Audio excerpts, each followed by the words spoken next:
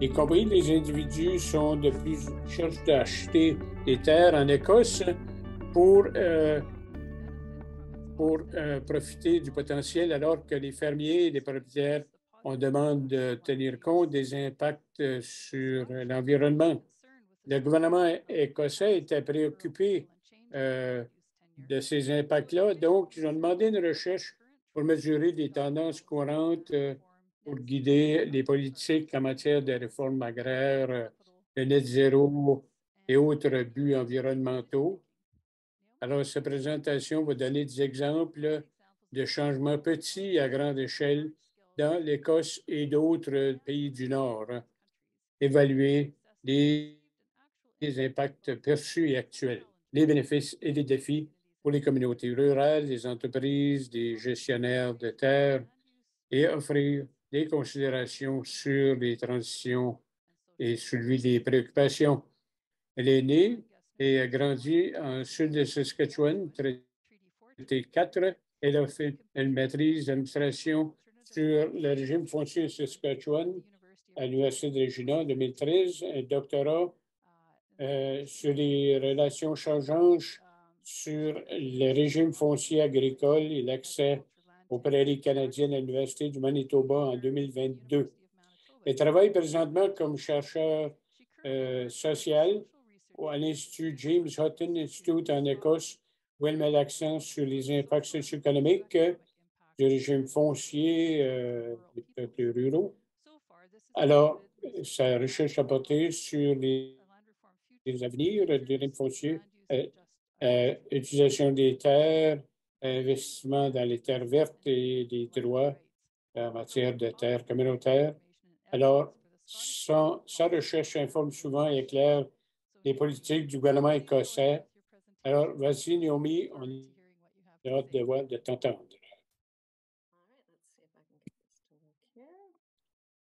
Donc, elle va partager son écran. Elle demande si on peut voir son écran. Alors, donc, c'est bien d'être ici, ça fait plaisir. Il y a beaucoup de... Ouais, non, je reconnais. Et il y a aussi le fait que, donc, il y a plus de participants, parce qu'il y en a plus qu'on ne reconnaît pas. Alors après, je ne peux pas prétendre être chercheur, d'être un expert ici en Écosse, mais je vais essayer de donner du contexte et qu'il y aura peut-être des comparaisons qu'on pourra faire avec le Canada. Alors, je vais parler de l'Institut James Hutton où je travaille, et je travaille ici depuis un an et demi. C'est l'Institut James Hutton, et le but, c'est de travailler sur les terres. Nous avons 5 départements de sciences. Alors, les sciences physiques, le sol, moi, je suis celui en bas. Les sciences géographiques, économiques et sociales. On fait beaucoup de recherches quantitatives et qualitatives. On met l'accent sur les enjeux en matière de terre en Europe et en Écosse. Alors, les gouvernements, les dimensions économiques, sociales, du développement rural, gestion des terres, ressources naturelles, etc., gouvernance, communauté, santé, et on est engagé dans l'engagement et le dialogue à l'extérieur du milieu universitaire.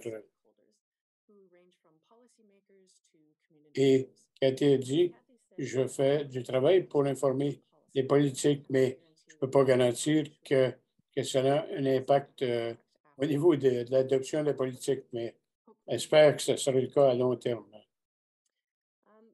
Alors, certains de mes collègues, des méthodes créatrices là,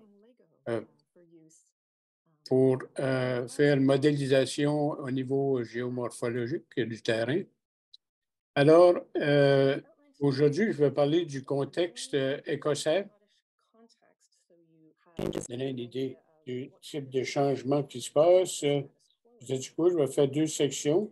Changement d'utilisation des terres économique, socio-économique et changements au niveau du régime foncier. Si on a du temps, je vais parler d'investissement dans les verts, les terres vertes, crédit carbone, etc. Et peut-être parler de politique et autres recommandations à ce niveau-là auprès des gouvernements et des propriétaires fonciers. Voici des titres, des manchettes de journaux qu'on voit reliées aux terres. Depuis que je suis arrivé en Écosse, il y en a qui ont plus de les firmes d'investissement et milliardaires qui achètent des terres, énergie, crédit de carbone et pression sur les fermiers, les gens qui ont des attentes que l'agriculture devrait améliorer l'environnement. Et s'il ne le fait pas, qu'est-ce qu'on fait? Donc, la course pour les terres vertes, on en voit en haut. Vous voyez BrewDog, la compagnie plante des arbres pour compenser pour le carbone. Il y a les fermiers, les potagers, fait une protestation là. Alors, ce type de... Alors, dans le grand contexte écossais, il y a beaucoup de transit aussi dans le nord mondial, mais il y en a aussi au Canada.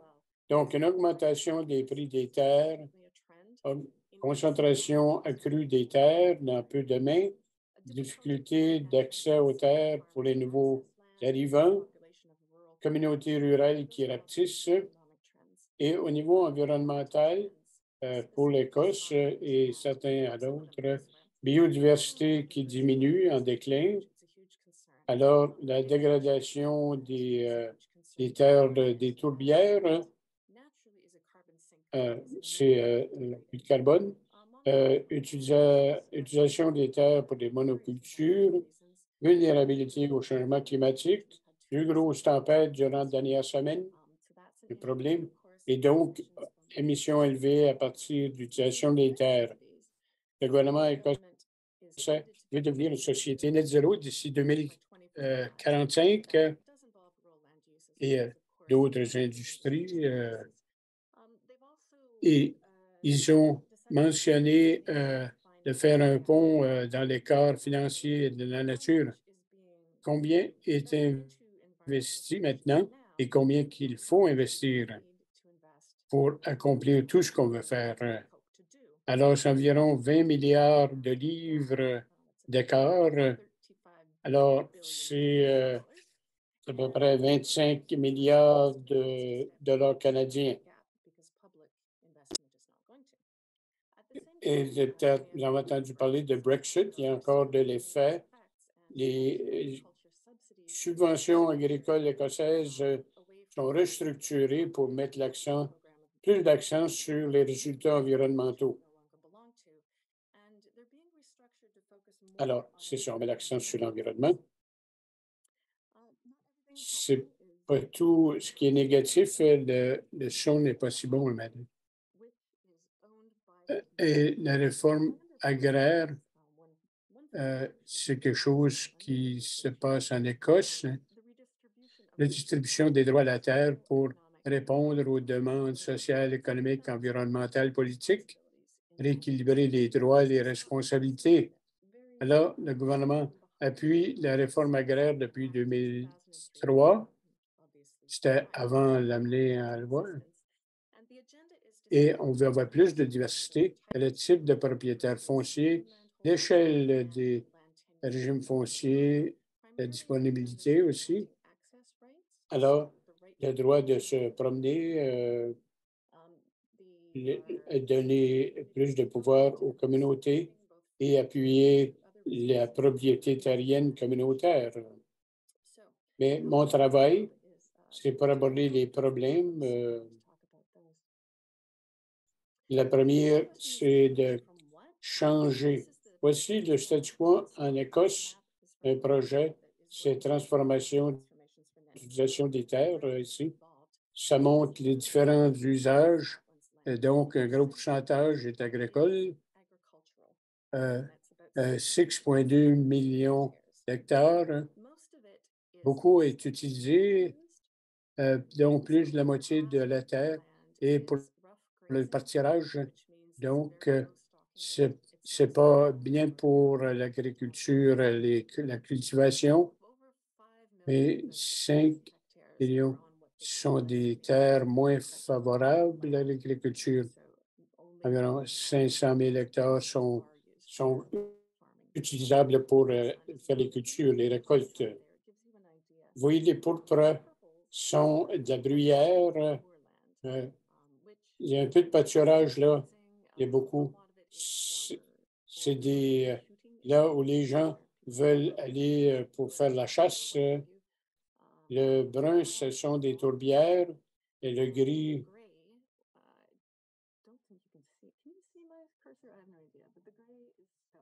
il y a des arbres sévères. Au sud, il y a beaucoup de plantations.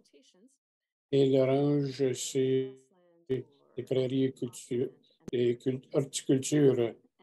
Donc, je pense qu'elle disait 18 Alors, il faut changer ceci beaucoup, étant donné les niveaux d'émissions et la séquestration de carbone. Donc, pourquoi? C'est le statu quo au niveau du régime français. Les propriétés privées, c'est une compétition au Brésil pour la propriété privée la plus concentrée.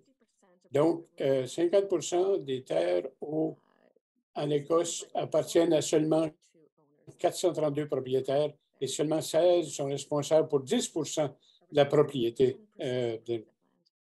Alors, les terres privées, c'est 83 des terres, 2,2 c'est des communautés, 12 le gouvernement et 2,5 par différents d'autres organisations sectorielles, organismes de bienfaisance, etc. Cette concentration est plutôt historique, mais il y a des indicateurs, il y a une concentration plus accrue à cause du marché pour les terres. Et donc, il y a de nouveaux propriétaires qui viennent investir pour la spéculation et aussi, donc, il y a beaucoup de transparence. Il y a un manque de transparence. Moins de 70 qui est enregistré et manque de responsabilité et d'imputabilité. Donc, la Commission a averti qu'il y a des avantages, des économies d'échelle et les gros propriétaires disent « Ah ben, c'est pas si bien que ça. » C'est bien sûr. Alors, il y a des risques de pouvoir concentrer que ça a un impact négatif. Donc, le gouvernement veut pousser ces changements. Voici ce sur quoi je travaille à gauche, les transformations d'utilisation des terres rurales. Et il y a 3 rapports à droite. Je pense que Joe va donner des liens dans le conversé.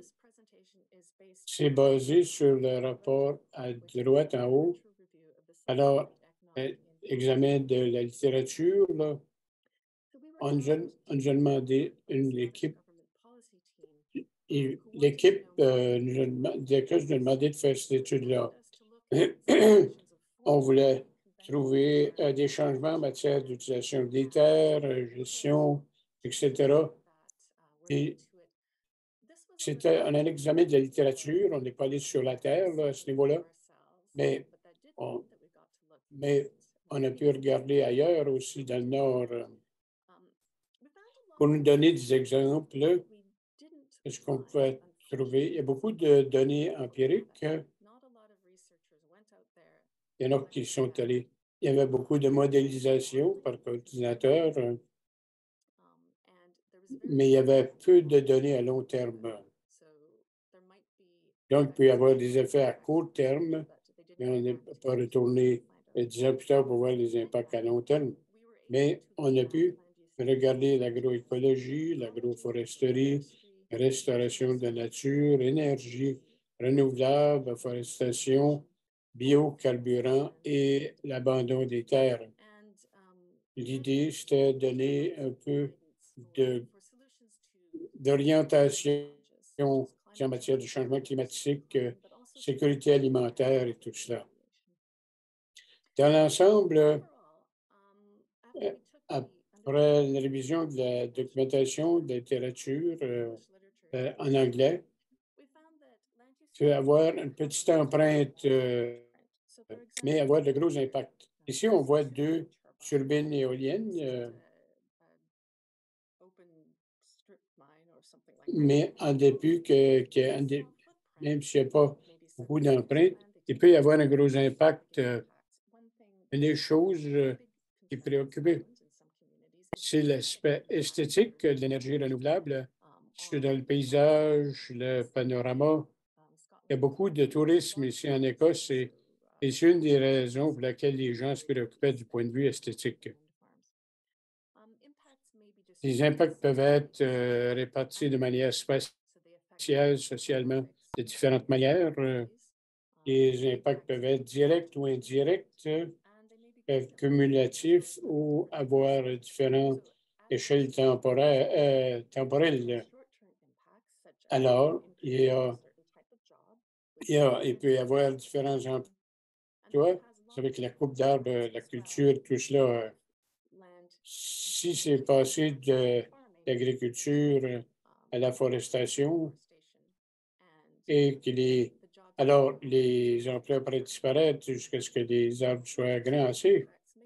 Alors, ça peut affecter l'acceptabilité sociale, la légitimité ou même le permis social de ces approches-là. Et un point clé, c'est les impacts sociaux actuels et perçus vont dépendre de la sensibilisation des individus à ces sujets-là. Les gens agissent sur leurs croyances, leurs perceptions. Donc, ça montre la- l'importance de voir la différence entre les deux. Et je vais y revenir plus tard. Alors, d'autres diapos étaient des changements qui pourraient apporter plus sur le Canada. Alors, abandon des terres, agroforesterie, c'est l'intégration délibérée de végétation ligneuse dans les terres, pâturages, donc en rangée, dans les zones riveraines intégrées, des haies brise-vent et tout simplement cultiver les forêts. Alors, c'est identifié. C'est une bonne utilisation qui peut produire de l'énergie, de la biomasse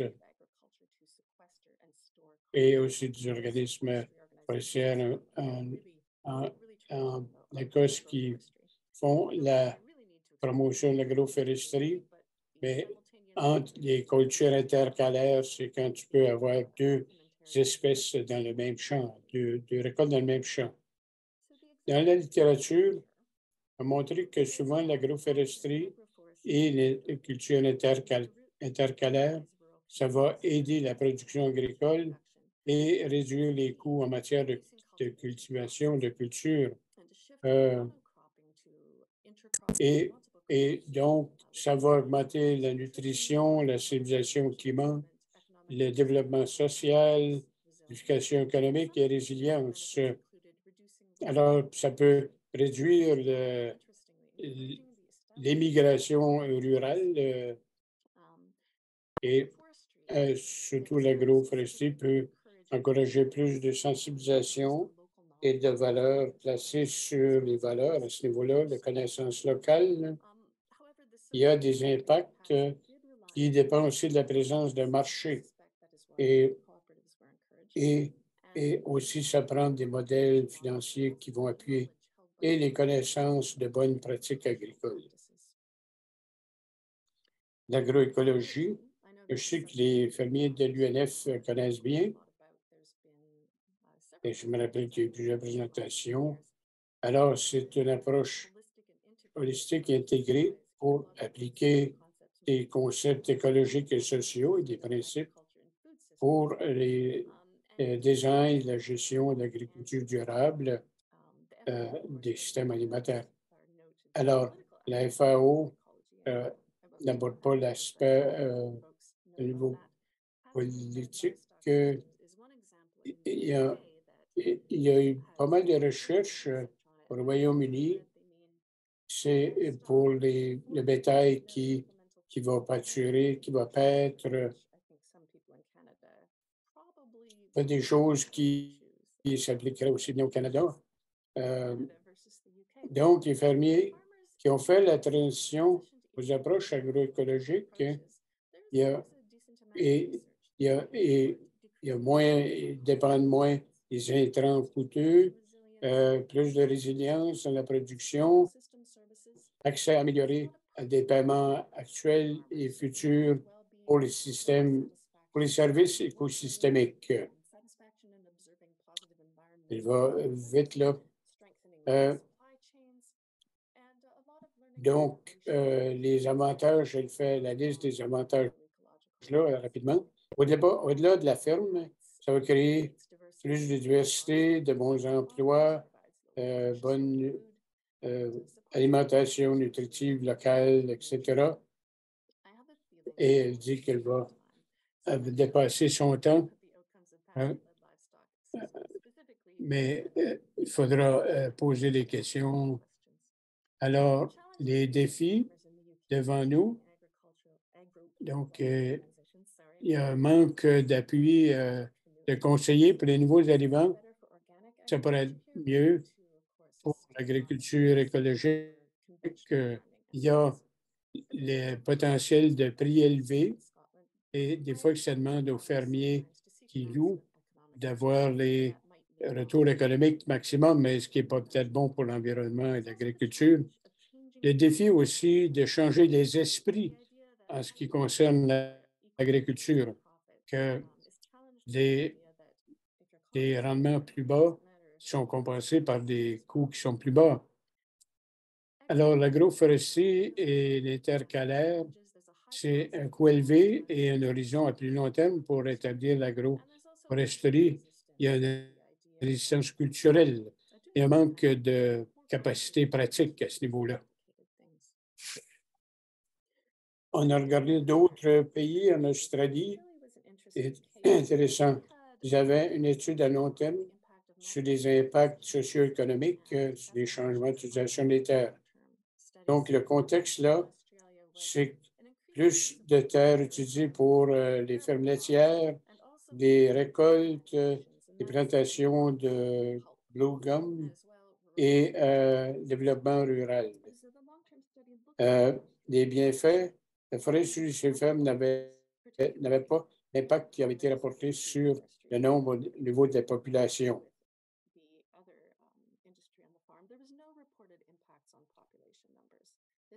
C'est une façon de gagner la vie en faisant plusieurs choses. Alors, au niveau des impacts négatifs, les terres douées pour la foresterie, donc ça menait à une réduction de la population. Les terres étaient vendues pour la forestation contribuent à un changement de population. Dans les meilleurs cas, c'est là où les projets de forestation considéraient les changements sur la population, l'impact sur l'infrastructure sociale et physique. En Écosse, il y a eu des plaintes parce qu'il y avait des gros camions de foresterie. Alors, dans certains cas, ça déplace les fermiers. Ils réduisaient leurs terres et ils renvoyaient certains locataires parce que la terre avait plus de valeur pour l'épinette Sitka. Il y avait aussi une préoccupation, le manque de biodiversité dans ces plantations-là, plus de trafic, changer l'accès. En Allemagne, c'était l'augmentation des biocarburants. À partir de 2003-2004, il y a eu des incitatifs et aussi en 2017, les récoltes énergétiques représentaient 14 des terres arables.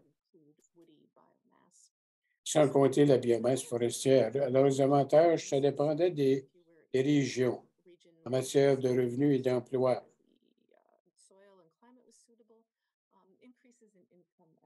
Au niveau négatif, la perte d'emplois agricoles, les prix des terres ont monté et un détriment à l'esthétique des terres du panorama. Conflit possible avec sur les prix en matière d'impact et de production alimentaire. Les politiciens en parlaient. Donc, depuis une couple d'années, le gouvernement allemand veut enlever les biocarburants de première génération en utilisant plus les déchets. On a trouvé un bon exemple de meilleur. C'était en France et ils recevaient aussi des fils d'huile. Ça contribue à une économie circulaire. Au Japon, agrivoltaïque,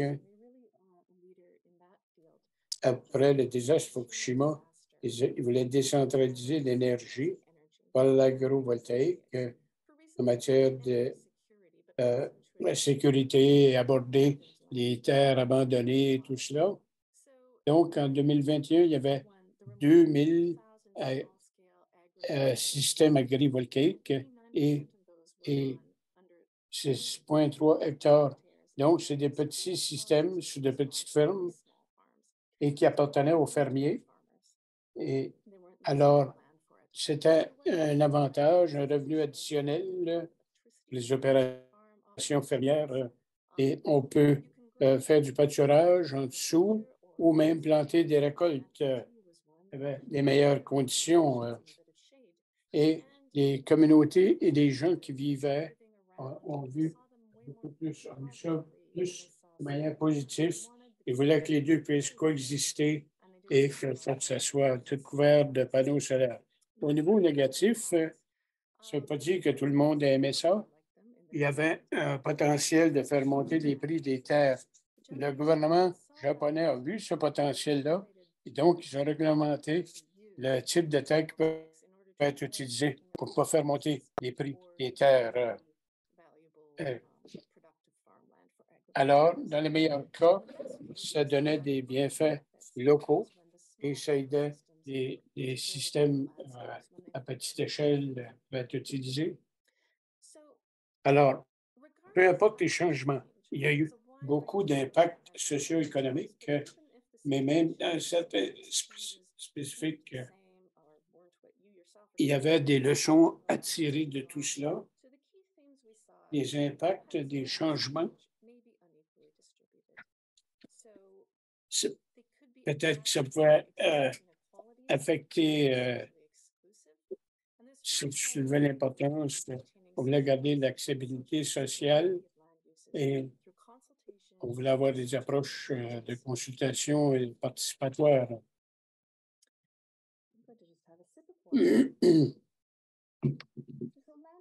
Un deuxième sujet, le régime foncier, c'est plus que la propriété. Il peut y avoir différents aspects sur le contrôle et l'utilisation des terres. Alors, c'est important, c'est l'appui qui justifie la relation des propriétaires en contrôle. Si c'est une propriété privée, c'est appuyé par le système judiciaire, valeurs culturelles et tout cela, tout ce qui devrait être fait avec les terres. J'ai fait un rapport sur les modèles et j'ai créé une typologie de 5 alternatives. Vous pouvez les voir ici à gauche, là, par le mouton. Et j'ai donné une dizaine d'études de cas. Et il faudra demander à Cathy. Je n'ai pas le temps de tous les montrer. Il y en a, vous allez voir les propriétés communautaires, les terres forestières communautaires de Glengarry en Écosse, les coopératives, vous connaissez ça au Canada. Il n'y a pas de coopérative terrienne en Écosse. Je n'ai pas pu expliquer pourquoi, mais c'est fort en Allemagne. Et alors, donc, un régime foncier, euh, euh, fiducie foncière agraire, et, et aussi Terre de Liens en France. Il y a une fondation. Les fondations sont populaires en Hollande. Ils ont un conseil, mais ils n'ont pas de membres comme des coopératives. Au niveau municipal, cité ou comté, il y a des exemples intéressants en Italie et en Espagne. Il y a un réseau agroécologique en Espagne et en Italie. Il y a une initiative intéressante, celle de la Terra qui donne de la terre aux populations marginalisées et,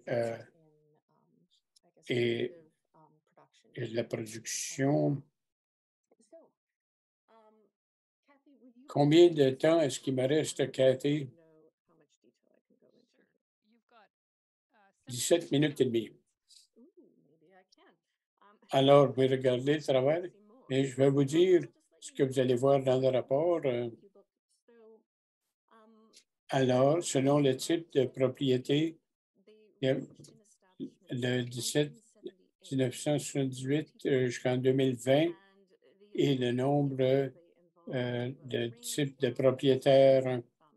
Vous voyez, Terre de Liens, c'était le plus gros propriétaire avec 8 000 hectares, 300 fermes, 18 500 propriétaires. On peut faire beaucoup de recherches là-dessus. Pour chaque initiative, il y en a qui avaient plus une vision environnementale, d'autres spécifiques à l'agriculture, d'autres une mission sociale. Et il y avait une combinaison d'opération de gouvernance avec autant de détails que je peux obtenir sur comment ils opéraient, comment ils obtenaient la terre, les différents usages, les stipulations sur l'usage, et ensuite les défis et les bienfaits. Je vais parler de surtout ceux-là. J'ai mangé celle de la terre en vent à Ehrenborn, en Hollande, c'est intéressant. C'était presque financé par le public. Si une région autour d'une ville avait 200 familles qui s'intégraient pour s'associaient pour acheter de la terre, alors ils payaient un fermier pour produire pour ces 200 membres-là. Culturelink est une coopérative. C'est un peu typique de ce que j'avais. 33 participants, 580 hectares. Dans l'ensemble, trois types de bienfaits. C'est l'avantage pour la communauté. Alors, il y en a qui mettaient l'accent là-dessus. Il y en a peut-être c'était moins important pour eux. Donc, cohésion sociale, alimentation locale. Ensuite, aussi au niveau de l'emploi, la repopulation locale, la participation aux décisions et plus d'équité aussi.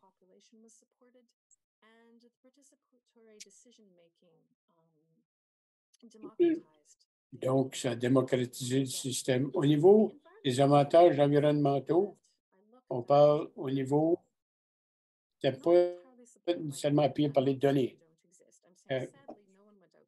J'ai vu des thèses de maîtrise sur comment c'est fait du côté des sciences sociales. Est-ce que le sol est mieux ou pas cela? Mais au niveau des anecdotes et des témoignages, ces modèles-là augmentent la biodiversité, ils appuient l'agriculture durable, différent que ce soit biodynamique, biologique, etc. Ça protégeait l'eau, améliorait le sol et ils ont réclamé des terres, repris des terres. Beaucoup qui étaient organiques, les fermiers étaient enregistrés. Tous les modèles veulent diversifier la propriété au-delà des propriétés privées. Il y en a qui avaient des droits d'utilisation, voulaient aider les migrants, les gens de couleur, les gens handicapés. Alors, c'est un type de diversité de propriété. Alors, ceux qui ont réussi avaient ces choses-ci en commun. Vision partagée, ancrée dans la communauté, et personne n'est venu dire, voyez, cette région-là a vraiment besoin d'une coopérative. On va organiser des gens pour installer une coopérative. Non, c'était de la base, mais ils travaillaient à différentes échelles. Peut-être une petite coopérative ou fiducie foncière, mais ils allaient contacter différents niveaux de gouvernement pour de l'appui, différents types de communautés, locales, géographiques, communautés d'intérêt. Et il y a une organisation qui travaille proche, là, et localement, mais également à l'échelle nationale et internationale. Donc, l'appui n'était pas très bon du côté du gouvernement. Il y avait de l'appui.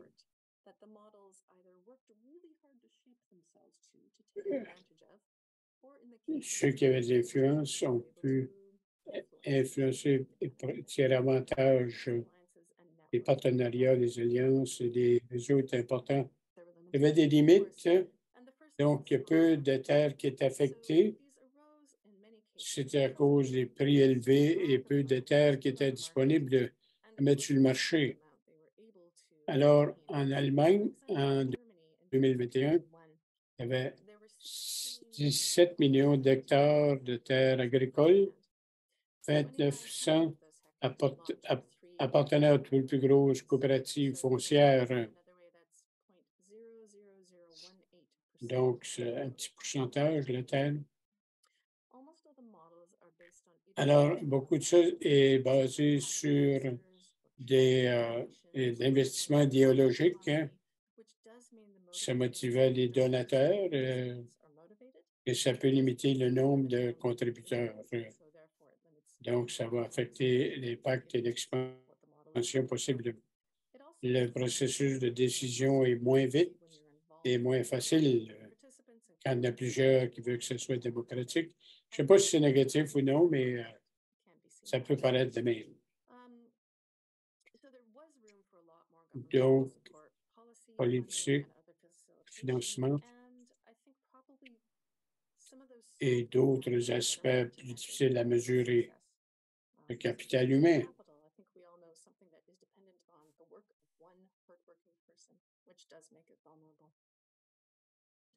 Alors, la statistique allemande disait que le taux alarmant, la concentration des terres et la perte de fermes à petite et moyenne échelle ne sera pas réglée par seulement l'achat des terres. Je vais sauter par-dessus l'investissement des terres vertes. J'en suis très fier, mais le moins pertinent au niveau de l'achat des terres pour les crédits de carbone, là. Au Canada, vous pourrez me corriger, mais si vous êtes très curieux, j'aurai l'information. Je veux aller à la dernière section. Quels sont les outils et les activités pour mener le changement en Écosse? Alors, on veut que ce soit durable et relié au système alimentaire. Donc, il y a plusieurs projets de loi qui s'en viennent. Alors, le principe intérimaire pour l'investissement responsable en capital naturel, encourager l'investisseur de considérer les droits socio-économiques des communautés.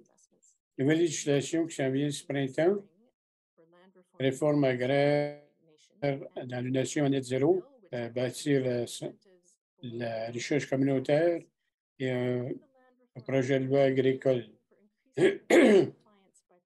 Ils veulent augmenter le respect graduel des lois par les propriétaires privés, plan de gestion des terres à grande échelle. Ce qui aurait plus de 500 hectares devrait avoir un test d'intérêt public. Il n'est pas défini, mais l'Écosse, le Royaume-Uni est signataire d'une entente avec les Nations unies pour informer l'intérêt public et mettre l'accent sur la communauté. Et restreindre aussi la limite des propriétés. Ça n'affecterait pas. Il y a un Danois qui est propriétaire d'un grand montant de terre en Écosse. Donc, différentes conclusions dans notre travail. Changement d'utilisation des terres. Dans l'ensemble, la multifonctionnalité demande de l'appui par les politiques et des subventions. Alors, donc, on va appuyer l'accès des fermiers au marché, aux chaînes de valeur pour leurs produits. Alors, il faut tenir compte des modèles financiers qui tiennent compte de la nature et des retours à long terme. On ne peut pas l'éviter. Il y a beaucoup de... il y a probablement plus de planification en Écosse qu'au Canada, mais il faut s'assurer, c'est sûr, il y en a qui utilisent peut-être pour planter des arbres au niveau solaire. Là. Alors, il y a cette crainte-là que trop est consacré aux arbres et à l'énergie solaire. Les changements les plus importants ont été introduits à petite échelle. Alors, ça donne de l'aide à l'économie et des avantages de l'économie locale, partagée avec les communautés et tout cela. Évaluation des impacts au niveau des communautés. Ça peut aider à éviter des impacts négatifs. Il faut aborder les impacts sur différents groupes, résidents locaux, travailleurs agricoles, etc., et les inégalités qui pourraient découler des changements d'utilisation des terres. Alors, le gouvernement écossais veut développer un plan ce printemps. Alors, j'ai hâte de voir cela parce qu'une bonne planification équitable a mis l'accent plus sur l'énergie que d'autres secteurs.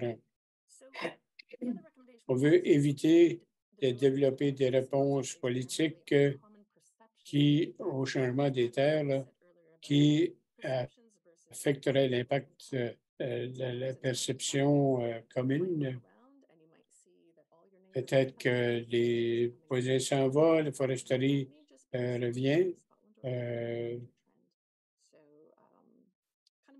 Alors, c'est sûr, je te recommande toujours plus de recherche, mais ce qu'il faut bien approfondir en matière. Je leur demandais d'appuyer la science basée sur l'action sociale, qui sont inclusives, participatoires comme appui.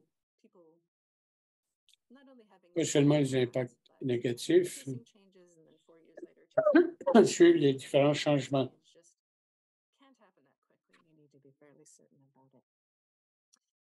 Bon, c'est la fin de ma présentation. Je pense que je veux remercier tous les gens qui ont travaillé sur mon projet. Il y a beaucoup de gens qui sont des experts en la réforme. Alors, merci. C'était une belle présentation.